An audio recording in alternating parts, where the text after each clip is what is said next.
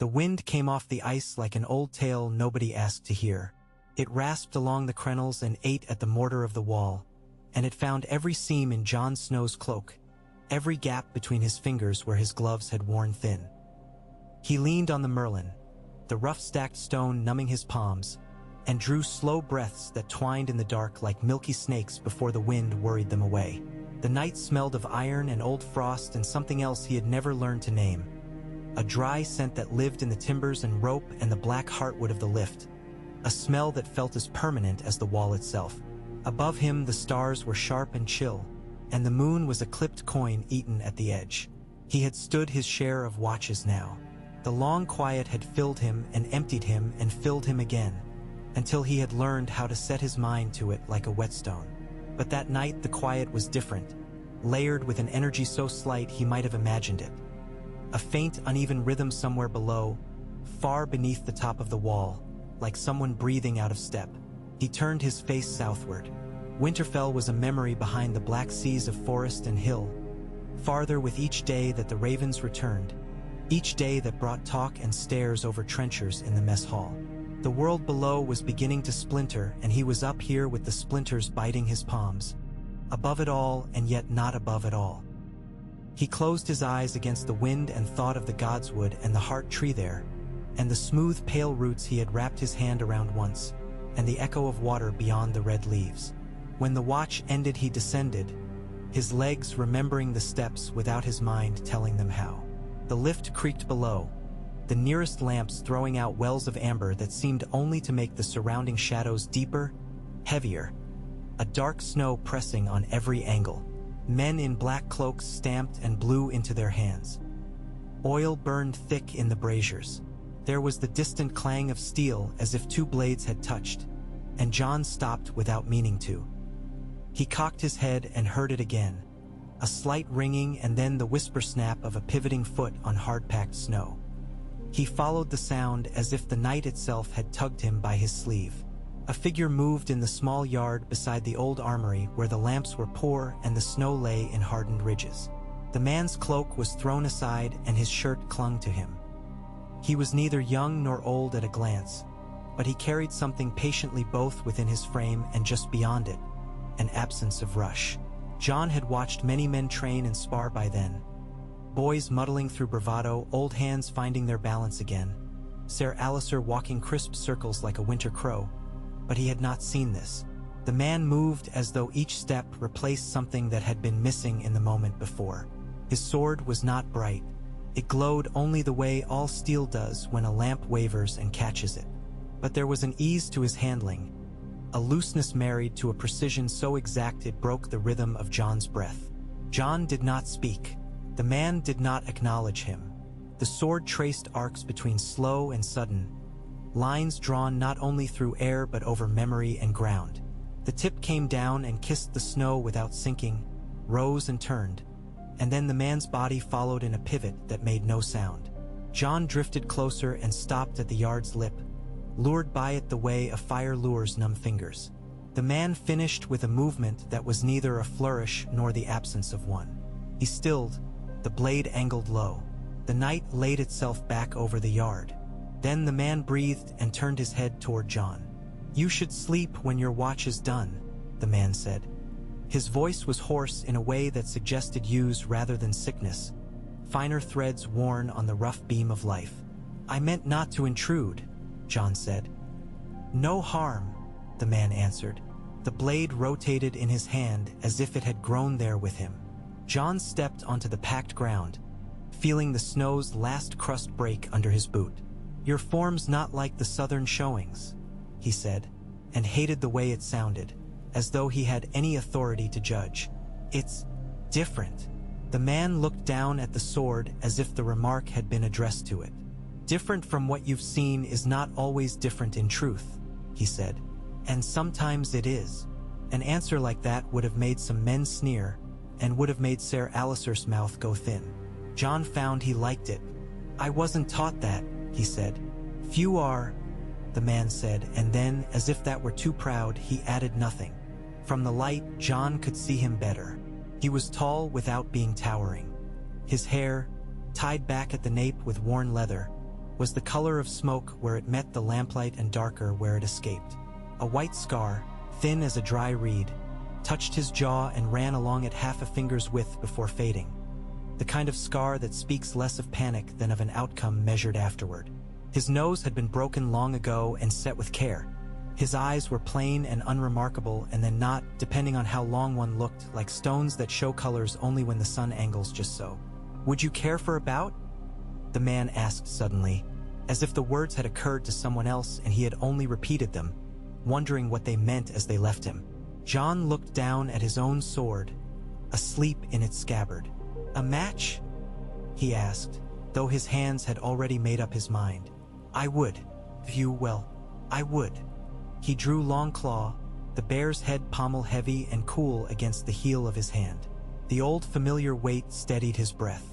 He set his feet and felt the old advice layering itself into his mouth and bones.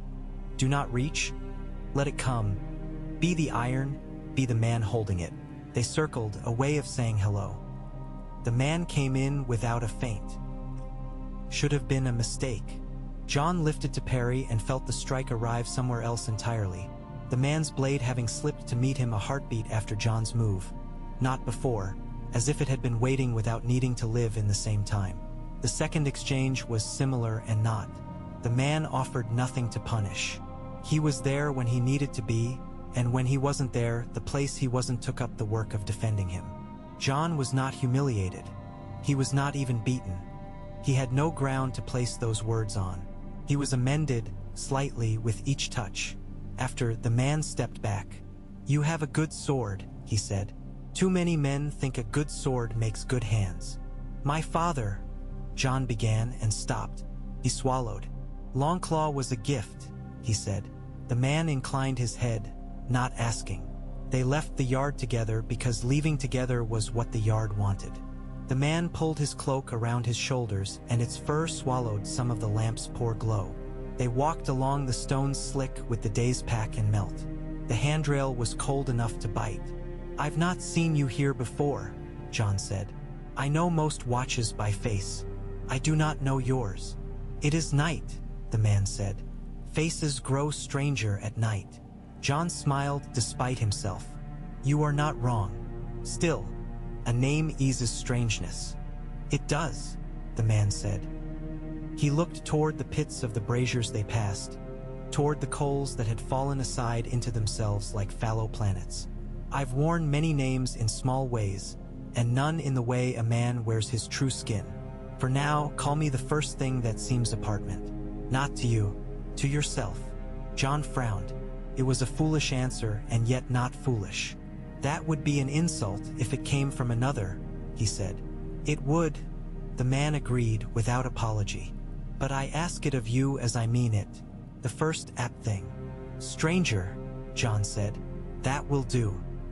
The man's mouth moved as if a laugh had gone through it but found no reason to make a sound. "And you are John. You know me." Heat rose in John's neck unbidden. He tried to pull the thought back toward humility and failed. "Everyone knows me here. Names find their way into the corners," the man said. "A name that is said often is sometimes said too loudly.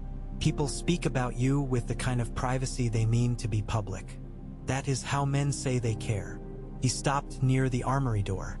"Sleep. When you wake, come to this yard again if it pleases you." John slept poorly. He woke with the name stranger on his tongue and did not know why he had said it. He went hard at the day's tasks, coals, trenchers, the old leather in the stables that cracked at his thumbs, and no man could fault him for the speed and care of it.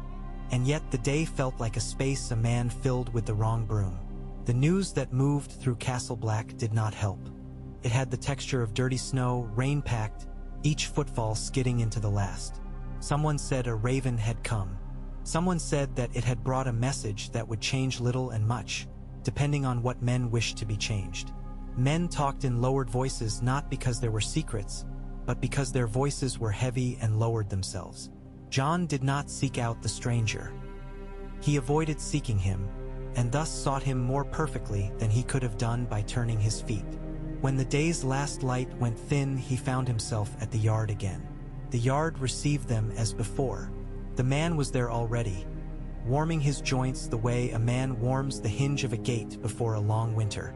He nodded to John with something like welcome that did not pretend to be surprise. "Who taught you?" John asked. The question came like a cough he had held too long. He set his hand on Longclaw's grip to keep from speaking more. "Too many," the man said. "That is a way of saying no one. Men teach what they know and worsen what they do not. It is better to learn from the swords themselves, from the ground and from the way your breath goes quiet when a blow was waiting to be born and you denied it."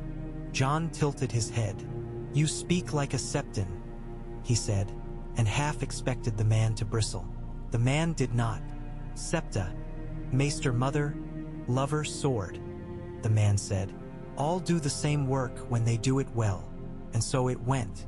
In the third evening bout, the stranger let John win a step, then a second. John knew it as it happened and hated it and was ashamed that he had noticed. Then he understood why the man had done it. The space given showed John the shape of the error he had been making in his feet. The realization felt like thirst slaked in a single swallow, not when parched, but on a day when a man had not known he wanted water until it passed his tongue. They spoke little before other men. Men in black watch all things and hate to be seen doing it. The stranger was nowhere, and then he was at John's shoulder. He ate at the end of the bench as if the space there had been waiting for him the entire day. When Ser Alicer watched him, the stranger's hands were still. When Ser Alicer looked away, the stranger wiped stew from his trenchers with the crusts he had held back from the others, not out of pride and not out of hunger. Samuel Tarley came and went at John's side, a small orbit drawn by the gravity of another life. He did not like the stranger at first because men who are kind to you often fear to voice an unkindness. Sam did not fear it. He felt it and then attached a reason to it with care. "We should be careful," he said to John, whispering because whispers protect men more than the truth does. "He doesn't belong to anyone. He isn't ours." "No one is ours," John said, looking at the stew-grown edge of his bowl. "But I take your meaning." They were uneasy until the day a kitchen boy, too tired to be fully awake and too young to conceal it, slipped and sent a pail of mop water blooming across the flagstones.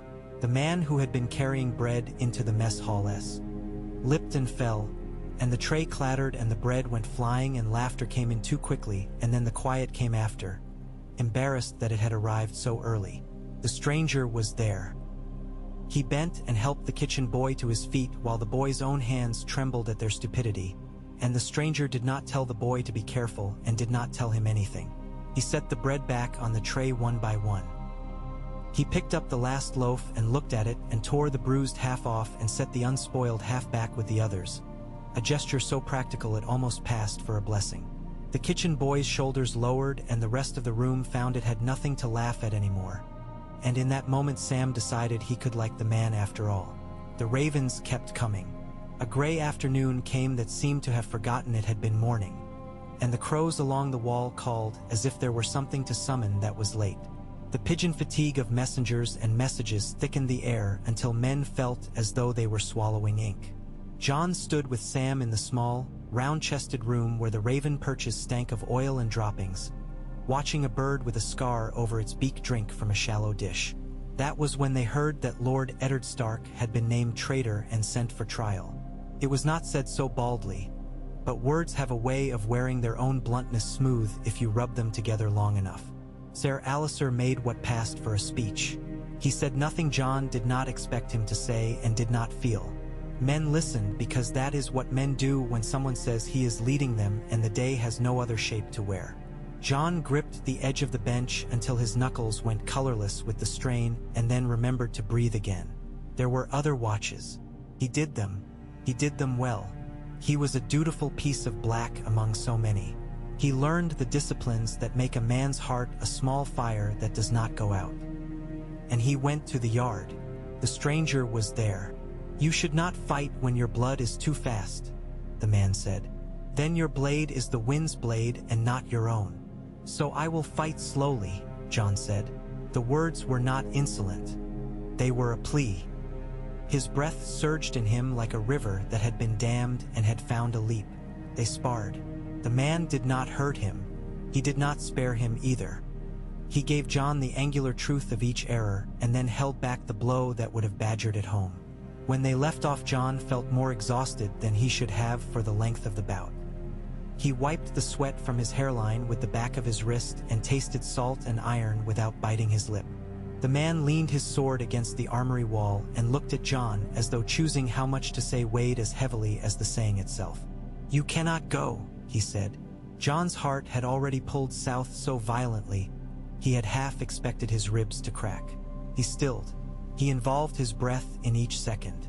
"I know my oath," he said. "Good," the man said. "Your oath knows you, too. We are poor keepers of one another, men and oaths. We tend to mislay the things we should set down only when there is no more room to carry them. You will feel you have no room soon. You will be wrong. We are bigger inside than we think." The words battered at John's face instead of his ears. He hated him for saying them and loved him for it all with the same breath. "If my father, if Lord Stark if he is held to answer for lies," he swallowed hard. His mouth made damp noises, struggling to swallow a sorrow that had waited all his life. "I am his son," he said at last. "You are," the man said. His eyes did an odd thing then, as if they had decided not to do anything at all and the habit of motion had moved in anyway. "You are, John." He let the words rest on the air like two coins. "And you will one day understand more of what that means and less. Have you ever had to stand aside?" John asked. The man's mouth almost smiled, then did not. "Every day," he said softly. He drew his sword up again and laid it gently over his forearms, like a sleeper being carried from a bed. What is done for duty is often confused with what is done for lack of heart. It will always be this way. From then on, the stranger moved through John's days as if he had always been there and would always be there until the world stopped needing him. Sometimes he spoke like a man lost in his thoughts, and sometimes like a man who had found them and decided to live in them instead of in the world. He did not claim a place in the hierarchy of Castle Black. He did not win himself enemies the way most men did, by being careless with other men's pride. He spent pride like a miser, and he spent it when he had to. He told John about the South only in the language of weather and ground.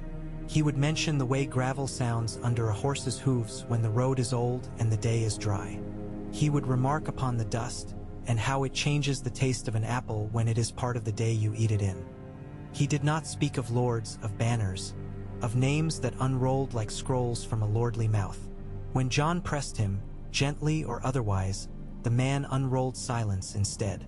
On a night that had forgotten to let the wind rest, John brought him to the empty tower where the ladder treads were polished and the window slit looked out toward the haunted forest. They sat with their backs to the stone and listened to the working of the wall. Wood on wood, rope on wheel, a murmuring set of gears the size of a winter god's patience. "What did you call your sword?" John asked finally, gesturing with his chin. "Sometimes. I think you called it something in your head." "You get much from little," the man said. "It is the work of men who must live long winters." He looked down at the blade, which lay across his lap like a sleeping river. "I have called this one no one's." "That is no name, Joe," and said. "It is the true name for now," the man replied. "Steel takes names badly when the wrong lips try to give them. You speak as if steel has its own will." "It does," the man said, as if that were the least odd thing he had said all evening. "Men think their hands are sovereign. They are not. The ground and the breath and the blade make agreements. The man should be grateful to have a place in their treaty." The ravens did not bring good news. They only brought confirmation. When John was alone on a night's edge, he would sometimes rest his forehead on the cold stone and let the dark bleed through the wet of his eyes. He would think of his father's hand on his hair and the sound of leather in the yard and the familiar, even cruelty of Winterfell's dogs and the way the sky there seemed closer. He would imagine the faces of his sisters, pale with fear or anger, and Rob's, steeled into some mask of starkness that would nonetheless let too much through. He would imagine things he was ashamed of imagining and forgive himself only after the thoughts ended of their own accord. The stranger did not console him. He corrected his stance. A man who is thinking of 3 things at once will place his weight over the wrong foot, the man said, nudging John's boot a finger's breadth left. Grief moves a man sideways. You must learn to notice. How can you stand beside someone else's thinking like that? John asked, and only after he'd asked did he realize the oddness of the question. The assumption that the man stood beside him even in the space of his mind. I have been lost in enough of my own, the man said. The company of thoughts is awful and necessary. You learn to pour water in the right places. John did not then know what the man carried in his own head. That came later, in small bits, mislaid and found again in the manner that truths are discovered in winter. Between chores, half complete, return to because the day finds you and not because you were looking. It began with the wolf. Ghost went where ghost pleased. Anyone who mistook it for law would soon be corrected. He had taken a liking to the tunnels beneath the old storage rooms, where the smell of ancient, dry with lingered buckets whose iron hoops had rusted to lace, bundles of rope furred white with salt. John found him there one morning, staring down the throat of a black drain as though it had said something insulting to him. He knows you are there, the stranger said behind John, and John did not start so much as settle into the fact of it. Wolves listen to silence as if it were telling them what to do. He doesn't care for many, John said, scratching behind the wolf's ear while Ghost took it without reacting, which was the same as pleasure for him. He suffers them. He chooses few. In that moment Ghost turned, looked at the stranger, and blinked. It was not nothing, but it was not much. Ghost tilted his head and breathed in, not a sniff so much as a taxation. Then he walked to the stranger and touched the nose of his muzzle lightly to the man's wrist. There was a pause, an absence like a held breath inside the larger breath of the day. Then Ghost settled. He didn't linger or ask to be touched. He simply accepted that a thing that had not been true was now true, that he had placed the stranger somewhere in his map of the world. Few win that blessing, John said. I have known wolves, the man said, and men who thought they were wolves. The first are easier when they share. A day later, on a morning when the snow's brightness hurt his throat when he breathed, John followed the stranger to a storage room he had never seen unlocked. It was not locked now. The door gave a groan of long denial and then a sort of relief. Inside were old racks and barrels emptied long since. The stranger crossed to the back wall, reached without looking to the second shelf, and drew down a bundle wrapped in oiled cloth so thick it shone in the thin light. What is that? John asked, and surprised himself at the steadiness of his voice. A thing I said I would not show, the man said. He set the bundle on an upturned barrel and began to unwind it with the care of a priest handling bones. The scent of the oil filled the room, not like lamp oil, sharper and cleaner, like resin and rain in a place where neither had been for a very long time. A long shape emerged, its scabbard the color of old smoke, the stitching fine and even along the seam, the chape and locket dull and unadorned. The stranger set the sheath down and laid the blade bare in a single, unhurried motion. The light in the room changed. It was not brighter. It was less crowded, as though the blade had taken all the light it wished and arranged the rest. It was pale, the color of milk caught in a winter stream, of the belly of a fish lifted just above the surface before it slid back to water. It was not shiny. It was not dull. It was a thing that did not need to choose. It drank the morning and the dark in equal measures and was made whole by them. John felt his throat go tight. He did not step forward. He did not move at all. The stranger's hands were not reverent in the way of men who make a show of reverence. They were reverent in the way of men whose bodies know and act better than their minds. He placed 3 fingers along the blade's flat as if testing for heat and then lifted it. Some swords are named because a lord wanted to hear his voice in the hall, the man said, not looking at John, not taking his eyes from the line of the weapon. Some are named because men felt better when they thought they were holding more than steel. This was named for what it is.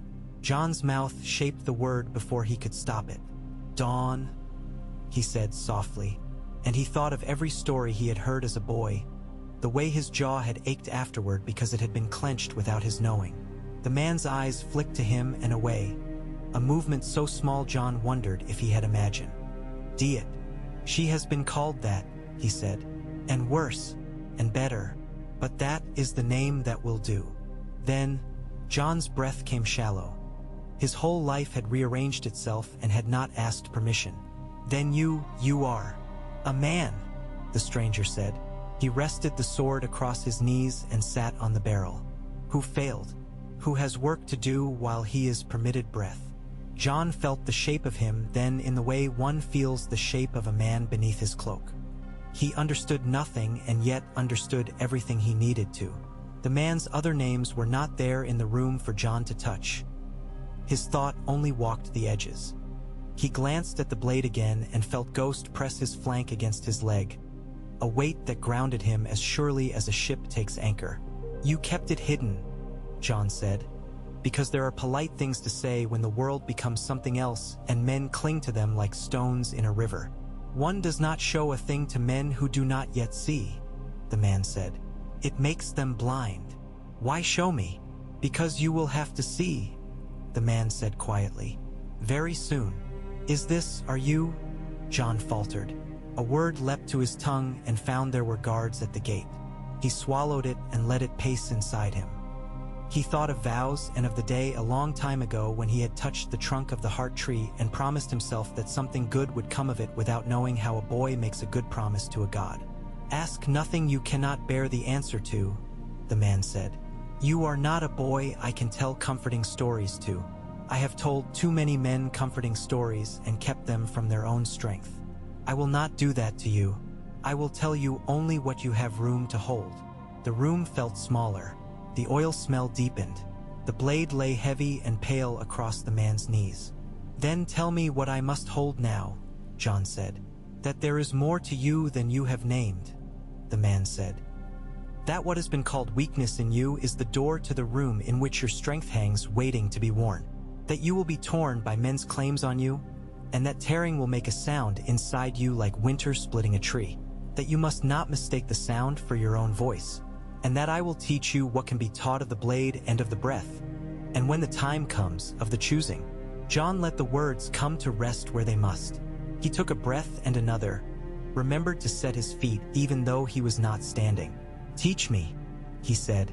So the lessons changed and did not. The stranger, John could not unmake that name and make another yet, brought the pale blade out only when the door was closed and the morning had a certain taste to it, a faint flavor of stone struck by flint. He did not put the blade in John's hand.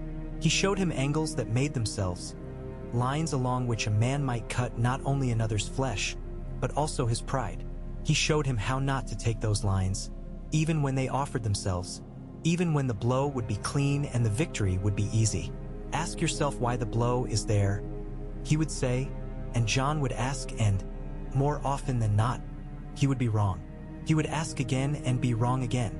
He learned to be wrong with more grace, which is the beginning of being right. Sometimes the stranger would stop a lesson and make John set his blade down and hold an old length of rope instead. He would make him tie knots blindfolded, and then untie them listening only with his fingertips. He would work John until his hands ached and his shoulders trembled, then give him a length of wood light as a twig. "See how it feels different now?" he asked. "Learn the punishment of excess and the gift. There's a way to build hands that know when to soften and when to take." They watched men in the yard make the mistakes men always make, and they watched others make mistakes new and bright. The stranger would lean his shoulder against the column outside the armory and fold his arms and leave them that way for an hour, and his eyes would drink the men's moving until they were full of it and could pour it back out later over John's stance and guard in mind. On a day when the cold made a white powder of the breath and men's eyebrows went stiff with frost, a party of rangers came in with eyes red from being stripped of wind and bark. They brought a wildling with them, no older than John and twice as ragged, whose wrists had grown to the shape of rope. John watched as the man was led past, watched the set of his jaw and the way he kept his feet under him though his legs had the thin wariness of a deer's. The stranger was nearby and watching too, and his face had gone thoughtful and unreadable as it did when what he thought and what he could say branched away from each other. Do we say wildling because it keeps us safe to think men are wild and we are not? John asked, because the day had edges and he was tired of cutting himself against them in the wrong places. We say it because that is what men have always said, the stranger replied. Words are like coats. They fit poorly until the body grows into them. Then they fit poorly in a different way. You should always be aware of what you are wearing. John looked at the boy. The boy looked back with a hatred that had as much to do with the cold iron biting his wrists as with John. And on another day, John would have turned away because the look was a mirror that kept poor images. He did not turn away. The stranger watched him not turning away and made a small approving sound that traveled no further than John's ear. Later, in the practice room, John asked, "Have you ever led men?" "Yes," the stranger said. He was cleaning his blade with a cloth that had been cut from something so fine John could not imagine what had once worn it. "And I have followed men I should not have followed, and I have stood aside when I should have stepped into the place that needed a foot. All of these are true. All of these make a man either braver or smaller. It is a hard business, being made by your own bad endings." "Teach me that," John said. "Not only how to hold a sword." "I am," the stranger said. "You are listening. That is the hard part." Sir Alistair Thorne took an increasing dislike to both of them, though he would not have thought to use that word for the stranger. He disliked John openly. It was a ritual by then, a sacrament they both understood. He disliked the stranger vaguely, the way one dislikes the winter's light for its honesty. He took to watching the yard when he knew the stranger favored it and rearranging the men's drills so that those hours broke like waves against the wall of the stranger's presence. He could not help listening to the murmuring in the mess and in the small courtyard between the infirmary and the smithy when men spoke in the tone that is half respect and half relief. He took this personally, because a man who believes his authority is all that keeps the cold from eating the bones will always take personally the sound of men being warmed by something else. The stranger's answer to this was to be smaller whenever Sir Alistair watched him, to wear the body of a man who had forgotten most of his life and was content to remember only a little. That, more than anything, made Sir Alistair wary. He told himself it was because the stranger might be a braggart hiding his brag, or a cut-purse with quiet hands. But what he feared was simpler, a man whose authority did not need to be named. It was Maester Eamon who saw most cleanly. It happened at dusk, the time of day when the stones look older because the light's weak and tired and honest. John had come to the rookery to deliver a bundle of old rag that needed washing, a task he had taken upon himself because it allowed him to stand in the presence of Eamon's calm. The stranger was there already, his head bowed slightly the way a man bows to the work of the world when he is ready to recognize it. Eamon's blind eyes, how careful men were with the word blind, how imprecise, were turned toward the low clay bowl of coals at his side. His hands moved over the air above it as a man warms himself over soup. "You brought the cold in with you," Eamon said as John entered. "It will follow me until I have taught it manners," the stranger said. "And after that, until it grows bored." Eamon smiled. Sometimes his smiles felt like a witchlight in a cave. The second after, the faces nearby always remembered their mortality. "Most men do not speak in riddles in front of me," he said. "Most men are afraid of your mind," the stranger answered. "And you are not?" The stranger was quiet a moment. The moment did the work of 10. "I am afraid of many things," he said in the end. "What a mind can show a man, when the time for showing comes, that is among them." Eamon's fingers paused in their movement, then resumed. "You carry a weight," he said. "I don't mean the swords. I mean the one that cannot be set down because it is under the skin." The stranger did not answer. John shifted and found that the stone at his back had a groove in it no one had ever noticed, a groove exactly in the shape of a young man's shoulder, as if he had been born to lean there. "I will say something to you," Eamon said, too quiet for any ears but theirs. "It will be, to some, a trespass, but this place lives by trespasses that become kindness. I think you will not harm us with what I am about to ask." He tilted his head like a bird listening to the ground. "Will you add your strength to the boys?" "I am adding it," the stranger said. "Every day I am allowed." "You misunderstand," Eamon said. "I do not mean his sword hand." "I know what you mean," the stranger replied, "and I am adding that too." They traded silence the way experienced men trade pieces in a game neither admits to playing. John waited inside it without moving. conscious that there are rooms one enters only with the courtesy of not hearing too much. "Good," Eamon said. "Then we have a chance, which has always been the best we can do." John left with a head full of questions and a heart strangely at peace. It is a rare thing to walk away from a conversation and feel oneself heavier and lighter at once. He looked toward the yard as he crossed the courtyard and saw men gathering. The sun had fallen in a red smear and left a cold blue. He smelled snow coming, real snow, not a spitting of it. He remembered the storage room and the pale blade and the way it had changed the air's architecture. He put all that aside again, as he had been taught, as a man puts aside his cloak when the task is better done without it. He found the stranger already there. Ghost went to him without a sound and sat where the stranger's shadow fell. Men made remarks under their breath that they kept just on the north side of humor. John drew Longclaw and felt its weight as if he had invented it. The stranger nodded once. "Today we'll teach your eyes not to move when they should not," the stranger said. "Ser Alicer will be pleased to see you beaten. We will oblige him, but on our terms." It took an hour to learn the trick of looking without shifting his gaze. It was not truly a trick. It was an untrick, a refusal to let his eyes do what his fear wanted. The world around the blade must be taken in like light, not hunted like game. John's neck ached from doing it wrong and his pride from doing it right, for when he did it right, he was hit more often. "Good," the stranger said anyway, when the welt rose on John's forearm like a snake basking. "Let the bruises teach you. They speak a plainer language than compliments." The snow came in the night, or perhaps the night was in the snow. The roofs woke white and the yard had been made to order for instruction. The men swore amiably.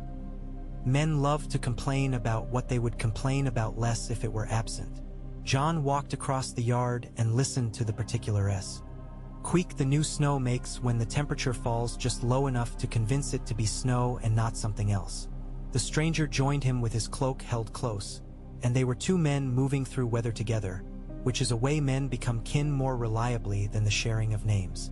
The wildling boy from before worked under guard in a shovel line near the old bell tower. He looked smaller under the newness of the snow. He stole glances when he dared. He was probably counting the guards and the distance to the gate and telling himself a story so strongly that a muscle in his cheek jumped with it. John did not pity him. He understood him and said nothing. The ravens came again in the afternoon. Their wings looked like pieces of the night that had found the day by mistake and were trying to return. The message they brought put a darkness into the mess hall that could not be pushed aside by heat or laughter. The word went through men mildly and then it hit them in pieces. Execution. It wore a different coat when men tried it on in the mouth. The coats did not hide the shape of it. John sat. The bench had become a wave and he was its crest and trough desperately plaited together. He felt as if his breath had become a small boy trying to cross a rushing stream on rocks and kept being thrown back. He put his hands flat on the table and looked at the wood grain because sometimes a man must look only at one true thing. Sam put a hand near his and then moved it closer and closer until it touched the back of John's finger and stopped there, respectful as a prayer. He did his work. He did it the way a condemned man does the simple things he is given to do on the day of the end, with a care that makes the world more than it was and a loneliness that takes its portion. He went to the yard when the light had gone all to softness. The stranger was there, waiting as if he had been made beforehand to be in that exact place. They did not spar. The stranger took John's hand and placed it on the flat of the pale blade. It was very cold and then it was not. John felt a small sound leave his chest, the sound a small child makes when soothed without having asked to be. "You will not go," the stranger said. It was not a rebuke. It was not even a question to be answered. It was a promise in the odd way that a promise can be made to a man not by the man speaking, but by the man listening and accepting his own decision. "I will not go," John said, and in saying it, he missed his father so keenly his mouth had to remain open to let him breathe. The thought came, unbidden, of Lord Stark's face as he might have looked telling the headsman to be clean and swift, and of the sound a sword makes when it finds a neck. John's body shook and righted itself like a boat catching its balance between waves. "Your father will not be less your father because you did not break your oath," the stranger said. His voice had a weariness to it then that was not age and not injury. He would not have wanted that from you. You do not know him, John said reflexively, the way men say the first true thing that comes. I know him, the stranger said, because I know you. The days that followed bent the men of Castle Black without breaking most of them. The war in the South put on banners and gave writers something to write at night by lamps. Men here went on with their boredom and their small valor and their petty cruelties, and the wall of ice ate the sky in its slow way, as it has always eaten sky. The stranger trained John the way slow weather trains a tree. He bent him and straightened him, wore him smooth in places and left him rough in others, fixed nothing, mended what could not be fixed. They went out with a small ranging. No one made a great matter of it. Men go north because men have always gone north. There were 3 with them besides the stranger and John, all known to him in the way a man known by his breath is known, where one expects to hear it struggle after the 4th hill and expects it not to. The snow was not so deep as it sometimes is. The trees stood in their bark like old men listening to their wives tell a very long story. John learned in the forest what the yard could not teach. He learned to hear the difference between his own breath and the breath of the wind beneath the trees, a difference that makes a man a god when it keeps him alive just long enough. He learned that cold could be a companion when it did not hate him. He learned to keep his weight over the balls of his feet when he moved and to trust the way the snow tells you where the ground lies. He learned to eat when he should and not when he wanted and to sleep one eye at a time. They found tracks. Men are good at leaving themselves behind wherever they pass, and the snow keeps all letters. The stranger read them as if they were a book he had read before and had forgotten only the page number. 3, he said. One with a bad knee that he is trying to hide. One carrying more than the others. One with good eyes who takes the lead and tells himself that is why he should carry less. They found the men hours later. It went the way such things go, and the way was this. The stranger saw them before they saw the ranging party. He put a hand on John's arm and the touch communicated enough that words would only have worsened it. He drifted left and John went right and the others took the center because the ground under the snow told them to. The first man raised his hand and shouted and John did not remember his name after. The second came on as though the war in his head had made him brave. The third did what men always do in 3s. He hesitated and then followed whichever of the other 2 seemed most like himself. John did not think about bravery. He thought about angles, about what the blade wanted of him, about the low branch to his right that would snag a cloak if a man tried to spin there. He did not take the head that had offered itself. He cut the forearm that led to it instead, and the man dropped his weapon and could no longer be brave in the way he had chosen. The stranger's blade drank little blood. It showed a wildling how the world worked by putting it in his way and not letting him pass through it. John watched the final moment and learned more than he would have learned from any sermon. A man may be redirected into a future that does not include him dying tonight. After, John did not ask the stranger why he had done it as he had. He knew now that he would live into the answer, if the answer would have him. They bound the men, and the walk back took on a different tone.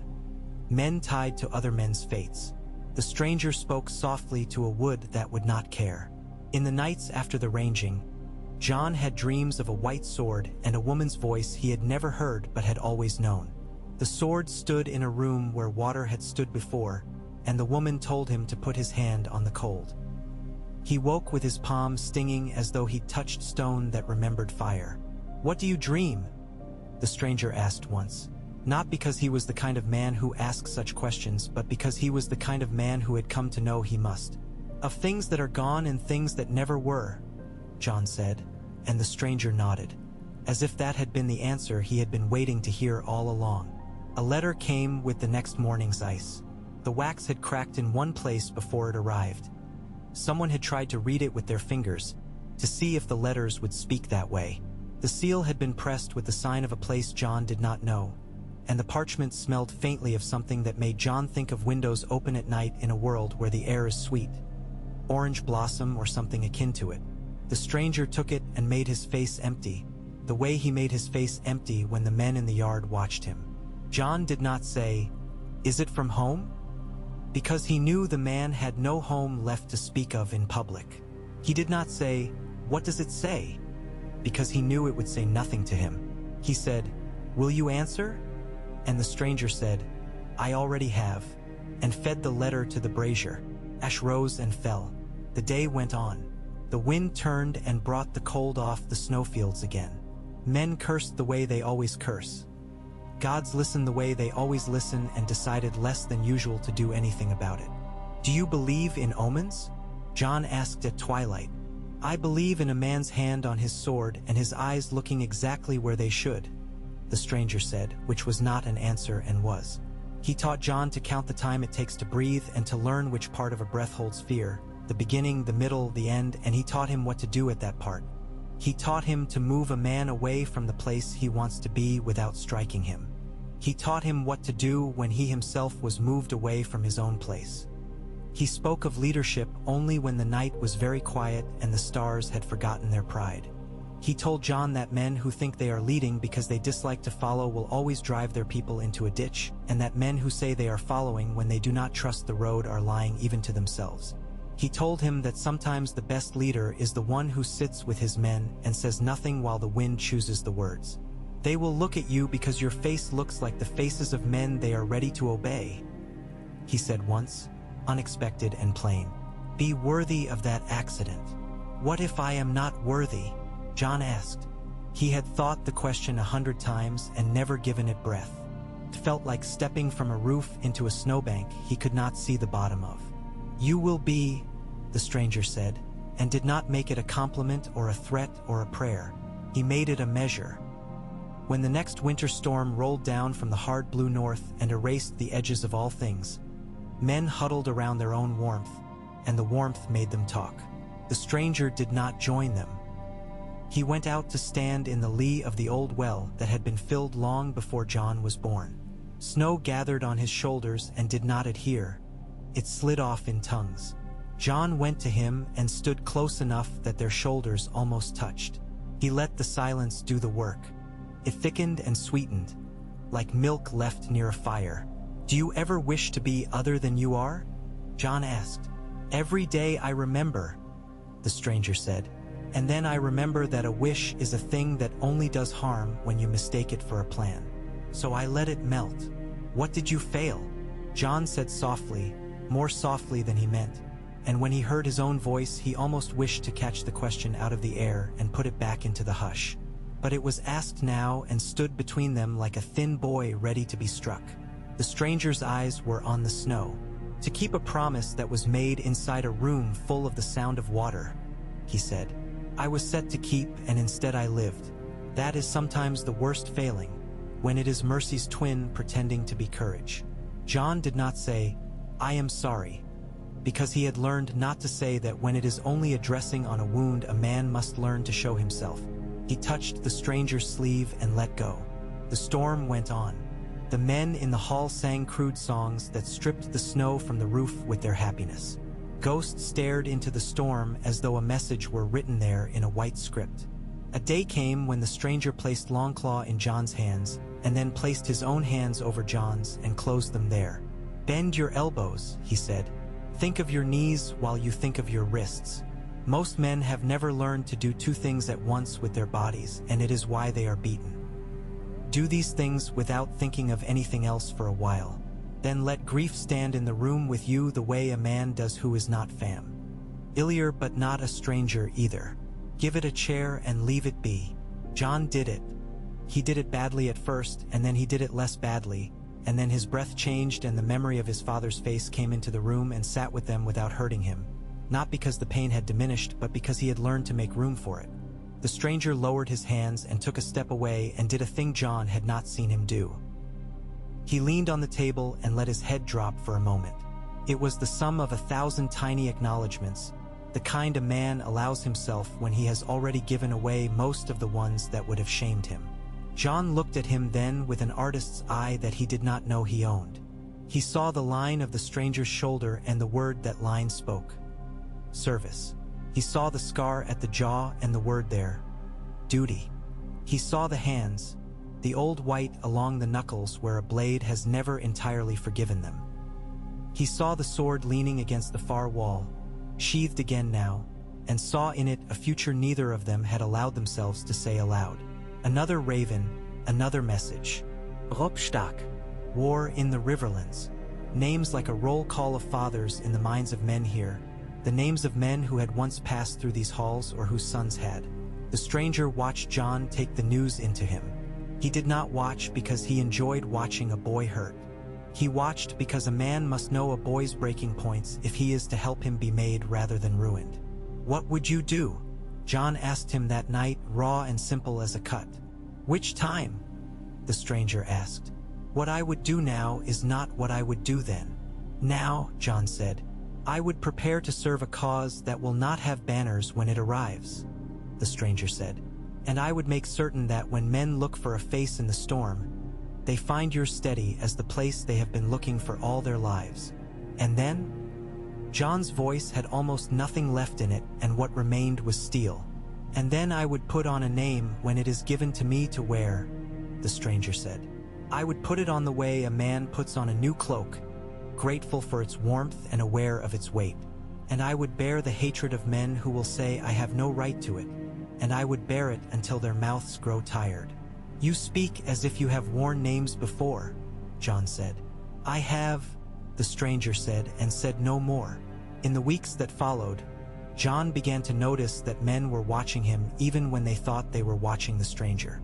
He began to notice who did not look at all and who looked too closely. He learned where to stand so that a man ashamed of his own fear could still do his duty without dying of it.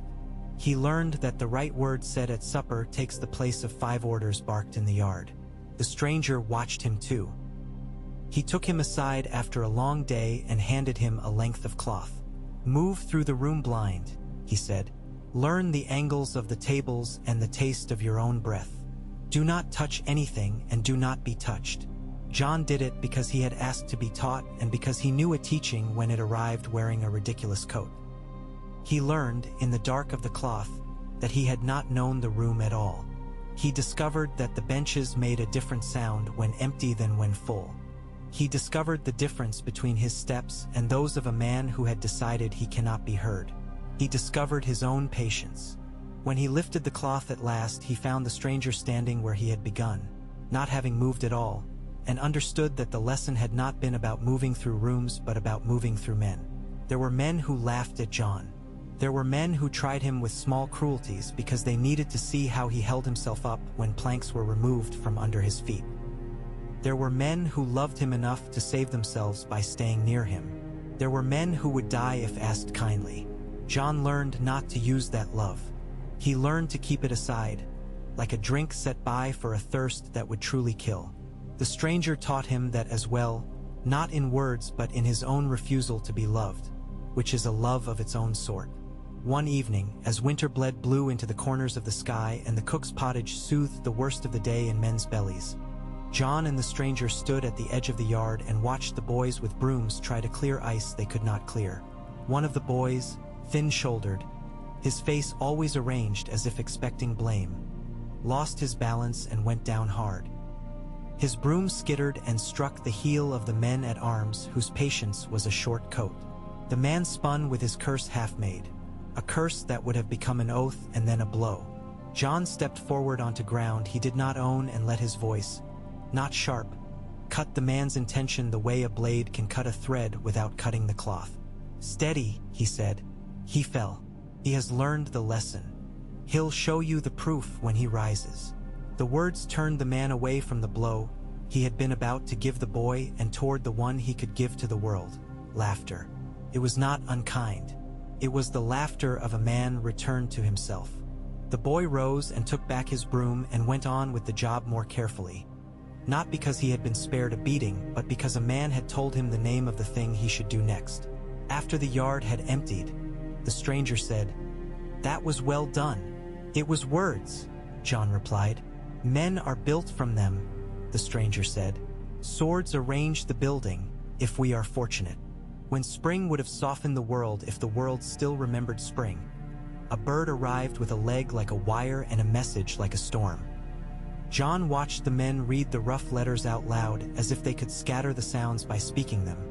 like children spitting seeds. King. King this and king that. There were now more kings than a boy knows what to do with, more thrones than places to put them. The stranger listened and looked at nothing at all. He was elsewhere then, in a room in his head where water had once run and a voice had once asked him to swear and he had, and the world had to wear the consequences as a man wears a shirt he did not choose. The war for the South drew men's minds south. The stranger drew John's north and inward and out again. He spoke to him of how to step around a man's ambitions as one steps around a hole in the ice. Carefully, but with a step that does not tell the hole it has been seen. He spoke of how to show a man how the day will be better if he does the thing he does not wish to do, not by ordering but by inviting. He spoke of how to forgive a man you have to live with and how to fight a man you have to live with. He gave him silence when he needed it and speech when silence would have been a cruelty. On a day when the sun did not bother to fight the clouds, the stranger brought the pale blade out into the yard. He did it without looking around, without any of the old caution he had practiced for months. Men sensed it and stopped pretending they were not looking. The blade shaped the light. The yard felt like a place in a story for a moment, which is to say it felt like itself but remembered more of its own past. "This belongs to a house very far from here," the stranger said in a voice just loud enough for those who had gathered to hear if they were meant to. "That house is attached to a star, and the star to a story, and the story to an oath. I have failed oaths. I am making what amends I can." He lifted the blade and turned it as a man turns a key. It caught the world and reminded it of its structure. He looked at John, and there was a thing in his eyes that had not been there before. A permission, perhaps. "Take it," he said. John did not reach, not because he had not dreamed of it, but because there are dreams that must be handled like ice on a river. The wrong touch breaks everything. He approached the stranger and held out both hands as if receiving bread. The weight surprised him, not for its heaviness but for its light. He had thought it would weigh as much as the stories. It did, and it did not. It weighed like a true thing. He lifted it the way he had been taught to lift anything that mattered, with his legs, not his back, with his breath easing out of him as he did. He found that the blade wanted to be where it was, as though it had been waiting for the shape of his hold. He did not swing it. He let it rest. He set the few inches between its edge and the world in his mind and promised all the things in the world that were not the blade that he would not betray them with it. "Good," the stranger said, and something like pride flickered across his face and was gone. "You carry it in your care even before you carry it in your hands." John lifted the blade and let it move in a short arc, small as a man's first letter on parchment. It did not hiss. It sounded like a door opening very far away in a place that had not seen visitors in a long while. He did not smile. He did not speak. He handed it back with a care that would have been absurd if you did not understand what it means to put a thing that has survived into someone else's keeping. In that moment, John understood something that he had not understood when he had felt the first true grief of his father's death. That a father can be a man and an oath and a nation and a blade and a silence all at once, and that none of those will be diminished by being shared. He did not know what would be asked of him. He did not know that he would be asked to carry a name, perhaps two, perhaps all of them, that he would be asked to choose between men and promises, that he would be asked to lead boys to a place where they must become men and leave men in the places where boys go to die. He knew only that a man had brought a dawn to him and asked him to do what men do with mornings. Get up and begin. They would leave the wall someday, not in secret and not with fanfare. They would be called by more than ravens. For now they stayed, because staying is a kind of going if you do it correctly. The stranger continued to teach him without mercy and without the kind of kindness that weakens. He showed him where to put his hope that would not betray him, and he showed him where to put it lightly because it must be easily taken up and set down in a day. He gave John the names of small things to look for in the faces of men he would need to trust. A way of holding the mouth when they felt they had been given too much. A way men look at their own hands when they have done a thing they cannot admit.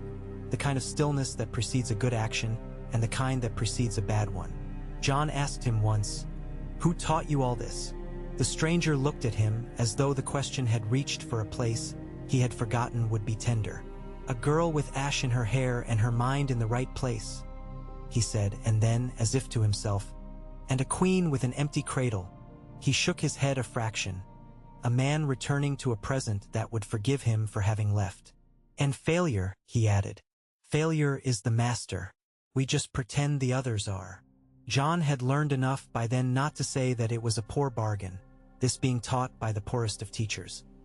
He lifted his blade and placed himself in the first guard, the one most men use when they do not wish to be found out, and he found that the stance fit him less than it had weeks ago.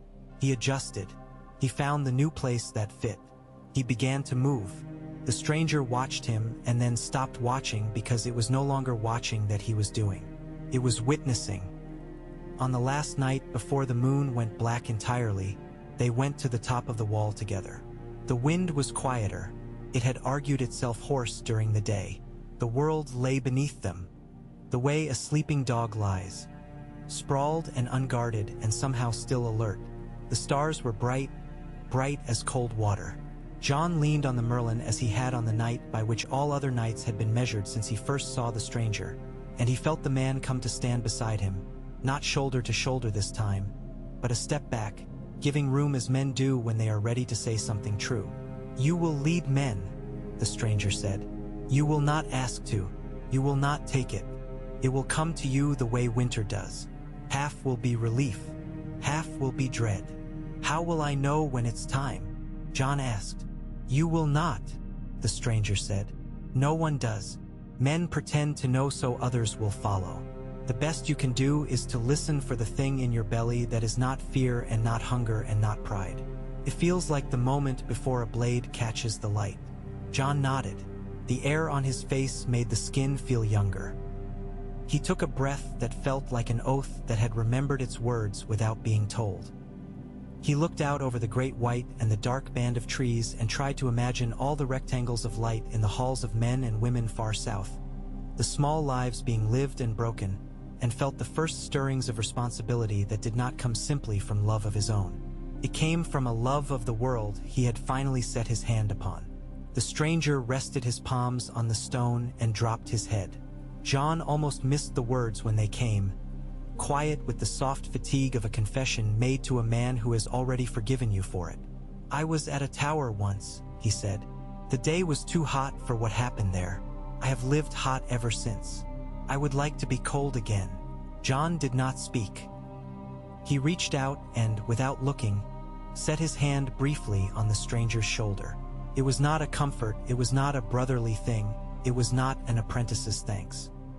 It was the first touch of one leader to another, the recognition of a trust that would be tested and stand. When they left the top of the wall, their footprints filled with a white glitter as the wind moved like a kind hand over them and erased their shapes. The night went on with its old stories. The men in black went on with their old work. The dawn that would come had a name in a part of the world where men remembered the story of the sword that drank it. John had learned to carry a morning inside himself now, one he could reach into even when the sky withheld its light. It would have to be enough. For a time, it was more than enough. Then the ravens came, and the nights lengthened, and men began to speak his name the way a man speaks when he is cold and someone has finally opened the door. And somewhere in the south a star burned in a sword, and somewhere inside John a star woke in a boy. The stranger, his task only begun, bore witness to both. He watched as the world waited to recall the words he had been teaching John wordlessly all along. Breathe like the winter that lets men see their breath. Step as if the earth frowns when you pound it. Cut only when cutting will heal more than it harms. And know that sometimes a man leads most truly when he stands with his hand at a boy's back and says nothing at all. The next day came the way days come on a wall that has learned to endure them. It slid in sideways, pale and without ripple, and settled into the stone and the ice until it seemed the day had always been there and the night had only been a rumor. John's eyes woke before the bell. He lay in his cell listening to the quiet speak its dry language, the settled creak of timbers, the tick of thaw and refreeze along a rimed nail, the muffled turn of someone in another bed, and then let breath fill his chest and leave it.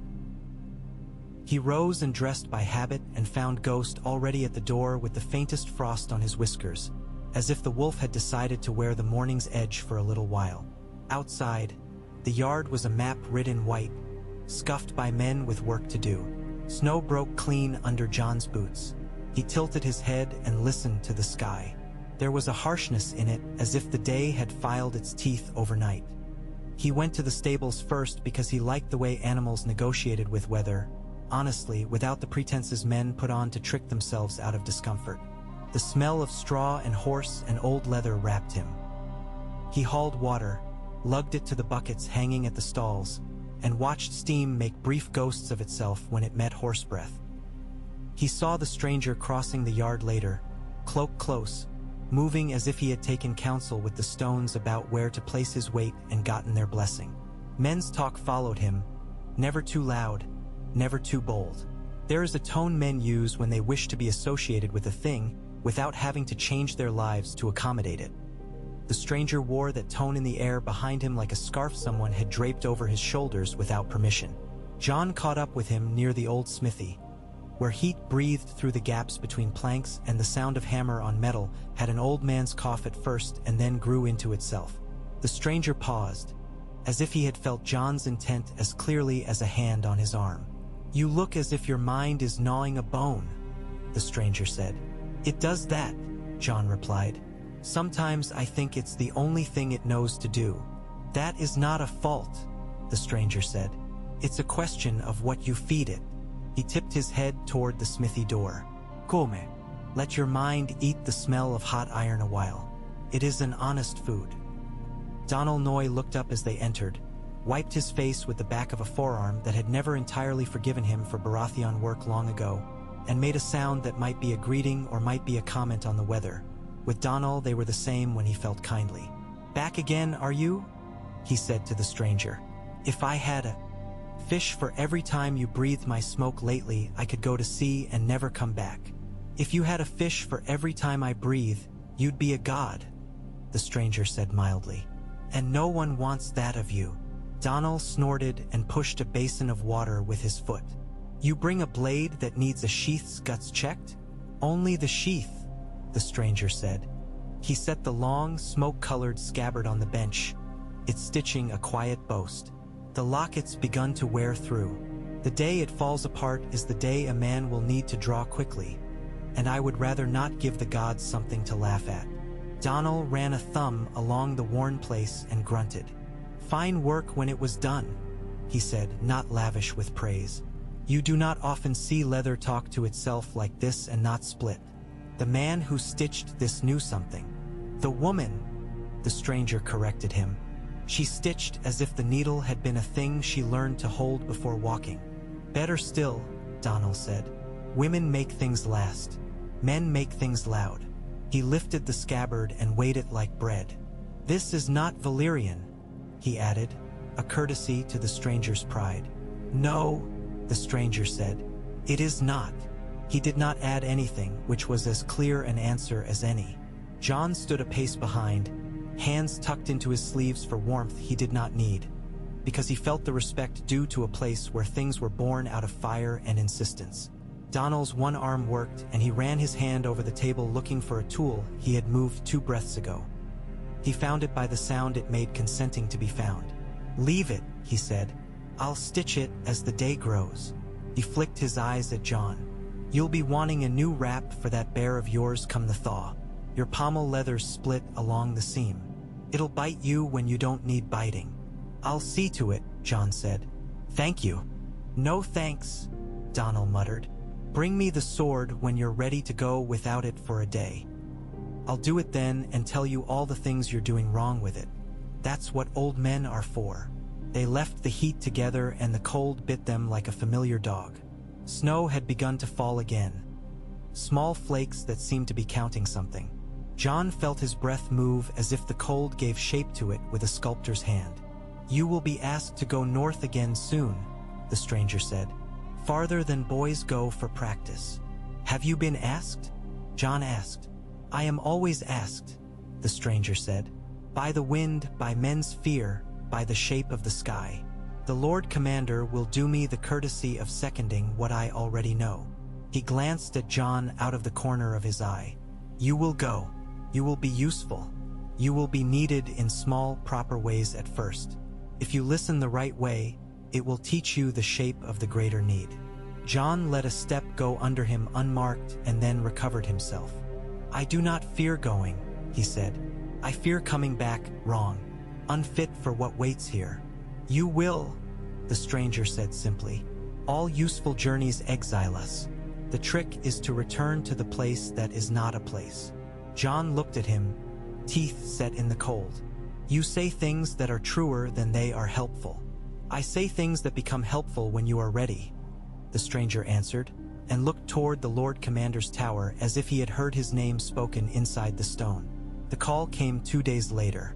The bell rang in that measured way it has when what is called for is not the rush of fire or the scramble of assault, but a gathering of men for words.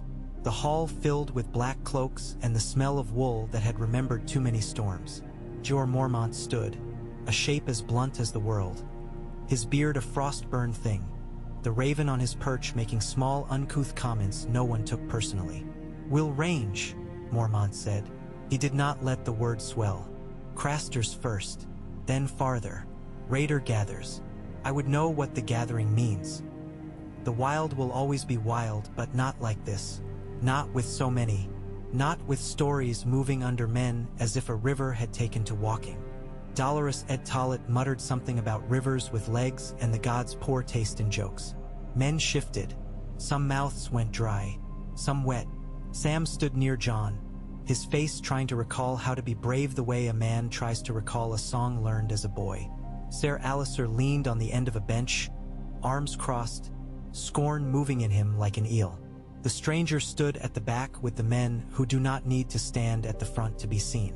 When the Lord Commander's eyes brushed over him, there was a very small, very real change in their tone, as if a man remembers a word he had been reaching for. "We go in 3 days," Mormont said. "Boys will be left to learn to be men, while men go to learn how to be old men. If you are going to run, run now. I have no time for long farewells or short courage."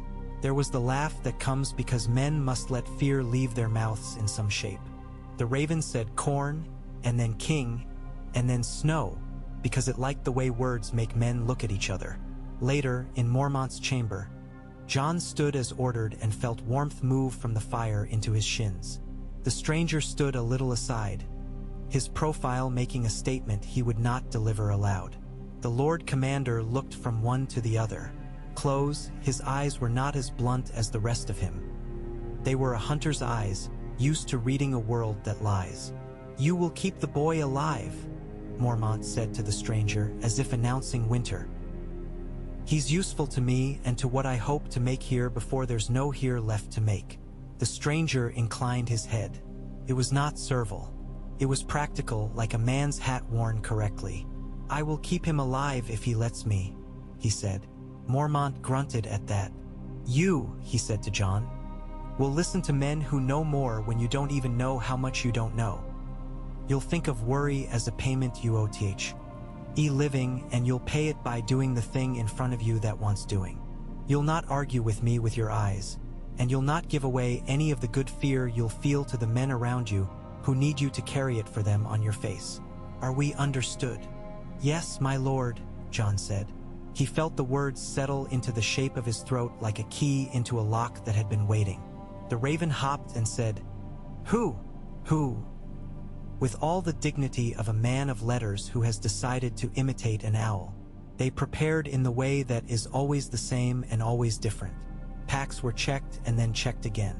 Men wrapped strips of soft leather around the handles of tools to keep the cold from stealing their grip with a kiss. Razors were honed by men who would not need them again for weeks.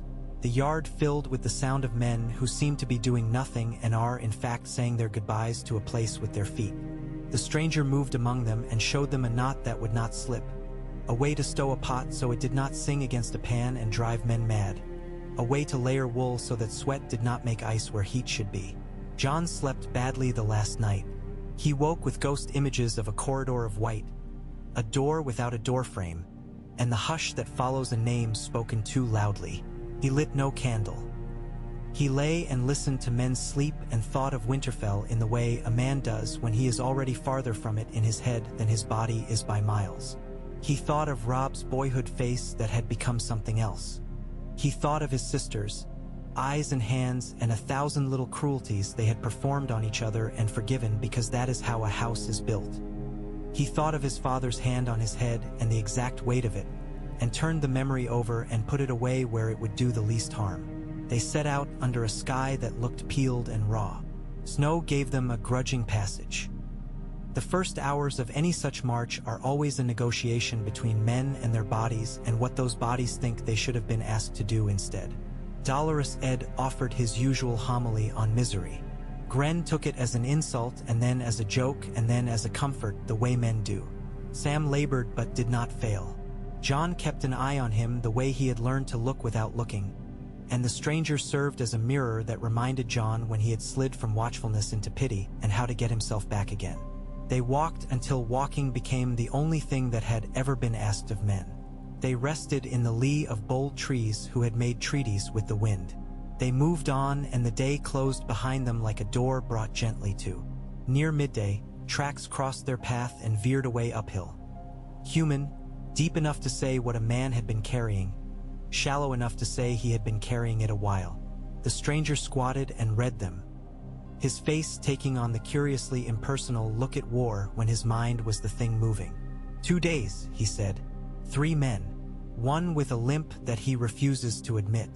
They were angling for Crasters and then decided against it. Or they were told to angle against it by a thing a man does not admit speaks to him. What speaks to men out here? Gren asked, managing to walk and disbelieve at the same time. The same things that speak to men under a king's window, the stranger said. Want, pride, the sound a man makes in his head when he has taken to thinking he's owed. He straightened, and sometimes less polite voices. Less polite than pride? It said mournfully. I don't know if I want to meet them or ask them for a drink. They pressed on. The world lost detail and then recovered it. Traveling does this to the mind, scrubbing it clean and then making it notice a bead of water on a twig as if it were a city. John's feet found a rhythm and then forgot to talk to him. Ghost ranged and returned with the perfect economy of a creature made to be at the border between here and there. Crasterstead announced itself by smell first. Wood smoke and something rank beneath it, like secrets gone to seed. The palisade rose, stubborn and dull. Mormont sent the call, and men with faces like bark came and opened the gate, and the whole sorry empire of one man let them in with an ugly grace. Craster himself lumbered out of the longhouse, checking the weather in men's faces as he did in the sky, ready to be insulted and to insult back. The stranger watched him as a man watches a plant that is poisonous and good for medicine. Craster's eyes slid over the stranger and did not quite find anywhere to rest.